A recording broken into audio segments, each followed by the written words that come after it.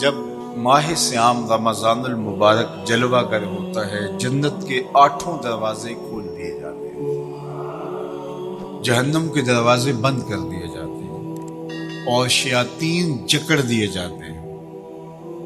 اللہ جل شانہ اس موسم رحمت میں خاص عنایات اپنے بندوں پر فرماتا ہے۔ ایک نفل ادا کرنے سے فرض ادا کرنے کا ثواب ملتا ہے اور ایک فرض ادا کرنے سے 70 فرائض ادا کرنے کا ثواب ملتا ہے۔ اسی طرح راہ خدا میں 1 روپیہ دو گے تو 70 روپے خرچ کرنے کا ثواب ملے گا۔ اسی طرح باقی نیکیاں بھی جتنی بھی ہم کرتے ہیں، وہ ایک نیکی کریں گے تو 70 گنا اجر ماہ سیام میں ہمیں نصیب ہوتا ہے۔ اس لیے اہل ایمان کا یہ طریقہ ہے کہ وہ اس مہینے میں کثرت کے ساتھ تلاوت کرتے ہیں، کیونکہ ایک مرتبہ اگر قرآن مجید پڑھ لیا تو 70 مرتبہ قرآن مجید پڑھنے کا ثواب نصیب ہوا۔ ماہ سیام میں چونکہ شیطان بندھا ہوا ہوتا ہے، تو ہم اپنے آپ کو نیکی کی طرف اگر لانا چاہیں تو اتنی رکاوٹیں نہیں ہوتی جتنی عام دنوں میں ہوتی ہیں۔ لیکن اس کے باوجود بہت سارے لوگ ہیں جو رات کو بڑا پکا ارادہ کر کے سوتے ہیں کہ میں صبح وقت پہ اٹھوں گا اور نوافل بھی پڑھوں گا اور نماز بھی ادا کروں گا، لیکن جب صبح ہوتی ہے تو انہیں یا تو جاگ نہیں آتی یا نیند سے بیدار ہو جاتے ہیں، بستر سے اٹھا نہیں جاتا۔ جبکہ وہی شخص انہوں نے صبح سبزی منڈی جانا ہو تو چھلانگ لگا کے اٹھتے ہیں اور سبزی منڈی پہنچتے بھی ہیں۔ سستی طبیعت کا کسل نہیں ہوتا۔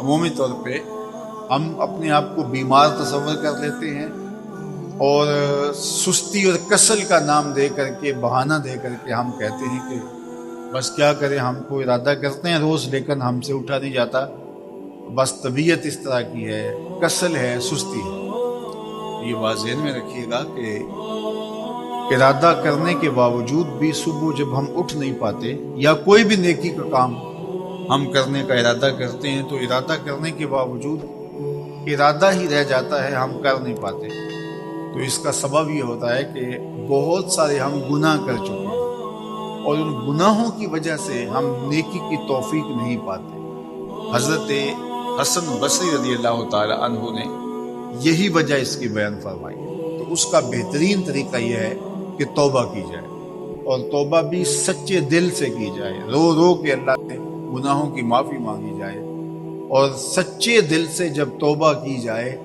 تو پھر سارے گناہ نہ صرف مٹا دیے جاتے ہیں بلکہ ان کو بدل کے نیکیوں میں تبدیل کر دیا جاتا ہے۔ تو ماہ سیام کے اندر پختہ عزم کریں اور اس عزم کو عمل کی شکل دینے کے لیے سچی توبہ کریں کہ ہمارا یہ رمضان اس طرح سے گزرے، یہ مہینہ اس طرح سے بسر ہو کہ ہم اس مہینے میں اللہ تعالیٰ کی قربت حاصل کر لیں، ہم گناہوں سے پاک ہو جائیں اور ہم جو ثمرات ہیں، جو فوائد ہیں اس مہینے کے، وہ ہم سمیٹ سکیں۔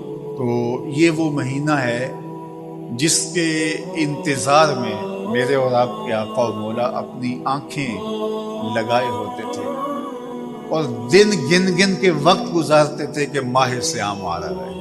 تو اس مہینے کا عزت کے ساتھ، تکریم کے ساتھ، اعزاز کے ساتھ استقبال کرو اور اس کو پلکوں پہ بٹھاؤ، اس کو دل پہ بٹھاؤ۔ اس مہینے کی تکریم یہ ہے کہ اس میں ہر برا کام چھوڑ دیا جائے۔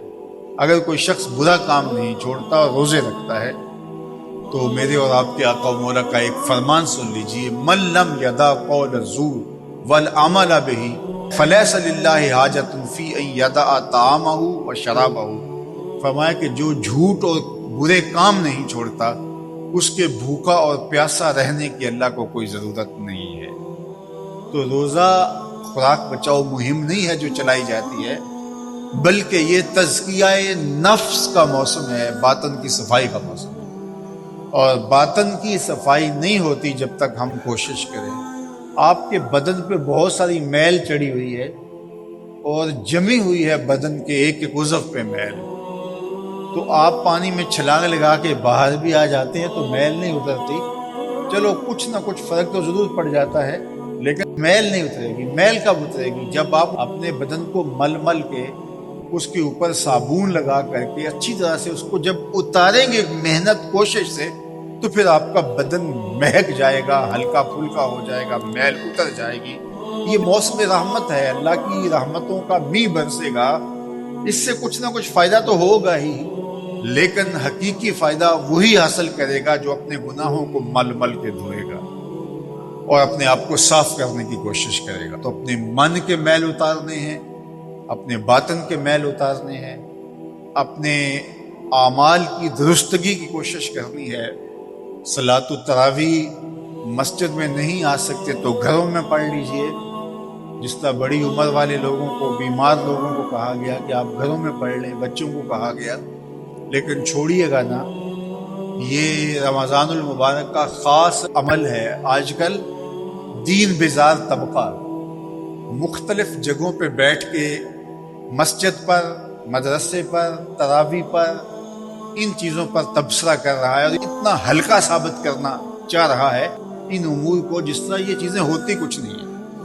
جبکہ ماہ سیام کے قیام پر میرے اور آپ کے آقا مولا نے بشارت دیتے ہوئے فرمایا، من قام رمضان ایمانا و احتسابا غفر لہ ما تقدم من ذنبہ. جس نے رمضان المبارک کی راتوں میں قیام کیا ایمان اور محاسبہ نفس کے ساتھ، اللہ اس کے پچھلے سارے گناہ معاف فرما دیتا. یہ بہت بڑی دولت ہے. اس دولت کو ضرور سمیٹیے گا، ضرور حاصل کیجئے گا. من کی ستھرائی، عفت اور پاکیزگی کا سامان کیجئے گا. اللہ آپ سب کو اپنی امان میں، اپنی حفاظتوں کے حصار میں رکھے.